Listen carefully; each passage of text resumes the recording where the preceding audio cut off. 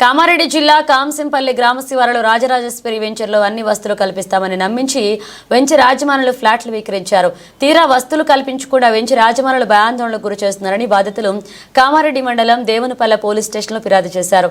రాజరాజేశ్వరి వెంచర్లో వసతులు కల్పించాలని ఫ్లాట్లు కొనుగోలు చేసిన బాధితులు వెంచర్ యాజమానులైన లాబిశెట్టి శ్రీనివాస్, చీలా శ్రీను, ఎల్లంపేట వేణులను అడగగా బెదిరింపులకు గురి చేస్తున్నారని ఆరోపించారు. ఈ విషయంపై సంబంధిత పోలీస్, రెవెన్యూ అధికారులకు చర్యలు తీసుకోవాలని కోరుతున్నారు. మాకు న్యాయం చేయాలని మేము దేవునిపల్లి టౌన్కి వచ్చినాం.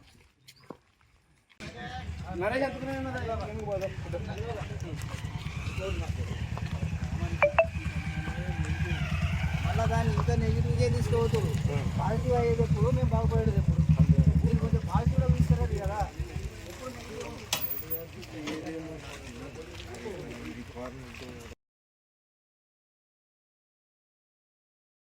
సతీష్ రెడ్డి అన్న. నేను 4.5 years క్రితం నేను రాజరాజేశ్వర వెల్చర్ ముగ్గురు సభ్యులు ఎవరు లాబిశెట్టి సీను, ఎల్లంపేట వేణు, చీల సీను వీళ్ళు రాజరాజేశ్వర వెల్చర్ చేశారు. ఇందులో బాగున్నదని ఏజెంట్ త్రూ ద్వారా మేము ఒక ప్లాట్ కొనడం జరిగింది. దాన్ని డిటిసిపి లేఅవుట్ ప్రకారం చూపెట్టి రోడ్లు ఒక అద్దాల మేడ లెక్క చూపెట్టారు. దాన్ని చూపెట్టిన తర్వాత దాని డెవలప్మెంట్ గురించి అడగడానికి వెళ్తే మా మీదే రిటర్న్ కేసులు పెడతామంటారు. వాళ్ళు మా మీదే దౌర్జన్యానికి దిగుతారు. చీలసీను అనే వ్యక్తి మా మీద దౌర్జన్యానికి ఏంటి కేసు పెడతామని బెదిరిస్తున్నాడు. అందుకే కావున మేము డెవలప్మెంట్ చేయడానికి అడగడానికి వెళ్తే కూడా మా ఏజెంట్లను కూడా బెదిరిస్తున్నాడు. మేము దాని డెవలప్మెంట్ కావాలని మేము కోరుకుంటున్నాం. మేము 5 లక్షల రూపాయలు పెట్టి కొన్నామండి. ఇప్పుడు 2 లక్షలకు అడుగుతున్నారు. దాన్ని చేయలేకపోవడం వల్లనే దాని రేట్ దిగిపోవడం జరిగింది. దాని కావున మేము దాని గురించి పిఎస్లో కంప్లైంట్ ఇవ్వడానికి వెళ్ళాము.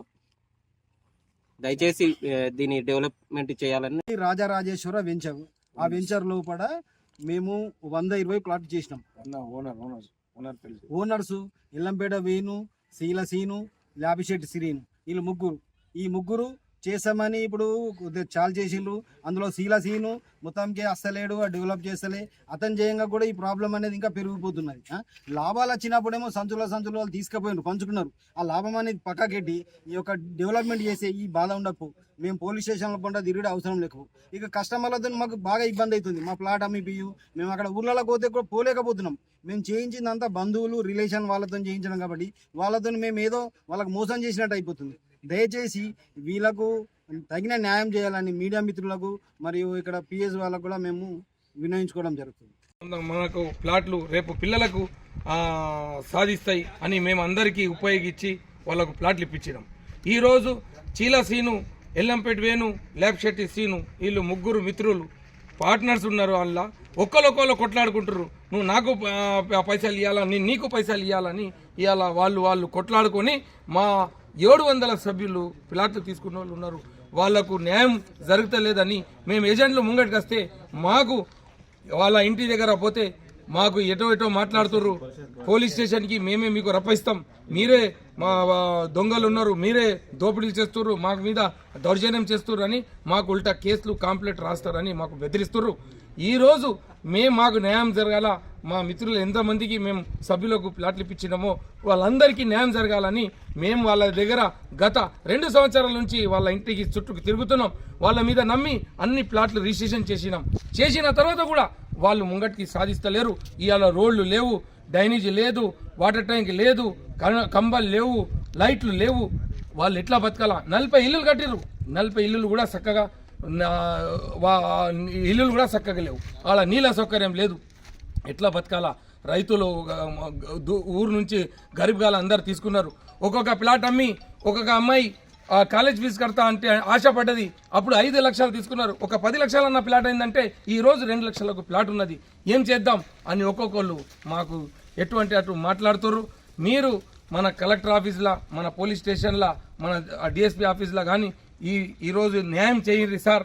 ఎందుకంటే వీళ్ళకు పిలిపినరి, వీళ్ళు వెంచర్లు చేసి ఎన్నో మందికి మోసాలు చేసిరా. మరి ఏం చేసిర్రు? మరి వీళ్ళకు కూడా తెలవాలా. మీరు పిలిపించి ఈ 700 మంది సభ్యులకు న్యాయం చేయండి. ఇలా న్యాయం కోసం మేము పోలీస్ స్టేషన్ వచ్చినాం.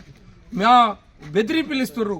రేపు మాకు కూడా ఏమవుతుందో తెలియదు, కానీ నేను కూడా ముంగటొచ్చి వాళ్లకు ఎదురింపి జవాబులు ఇస్తున్నా.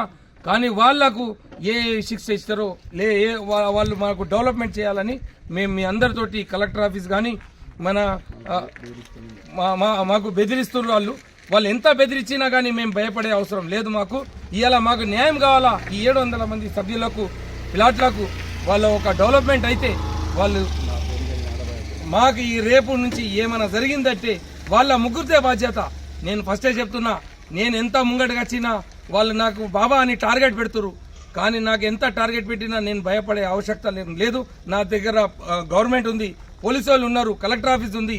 నేను అందరికీ న్యాయం కావాలని ఇలా ముంగట న్యాయం కోసం కొట్లాడుతున్నా. అన్న మీరు అందరు మాకు న్యాయం చేయరి. మా గంగన్న మాట్లాడు.